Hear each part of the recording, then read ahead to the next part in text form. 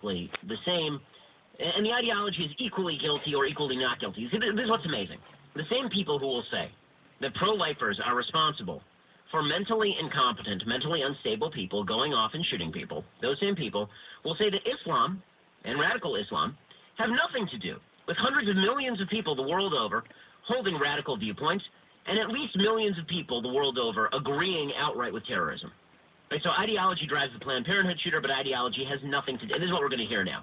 President Obama, every time there's a shooting, President Obama has two speeches in either of his pockets. In his right pocket, he has the right needs to shut up speech, the right's terrible speech. This is just more proof that the Second Amendment is bad speech. That's if somebody who is not a radical Muslim shoots people. And in his left-hand pocket, he has a speech in case it is a radical Muslim, in which case, this is rare. Let's not go overboard here. Let's not get Islamophobic. Climate change still matters more than this.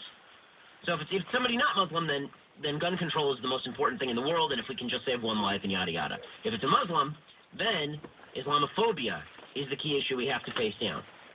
Okay, one of the things that folks are trying to do today in order to avoid the sort of conundrum they've set up for themselves by saying that pro-lifers are responsible for the Planned Parenthood shooting, and therefore radical Islam must be responsible for today's shooting, is they're saying, no.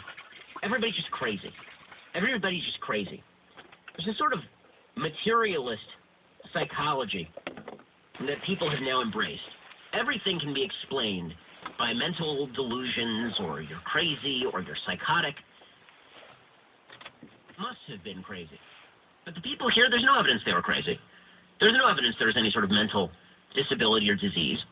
All we know is that they were adherents of a vile ideology, and that vile ideology was connected with what they did today. And we now know that for a fact.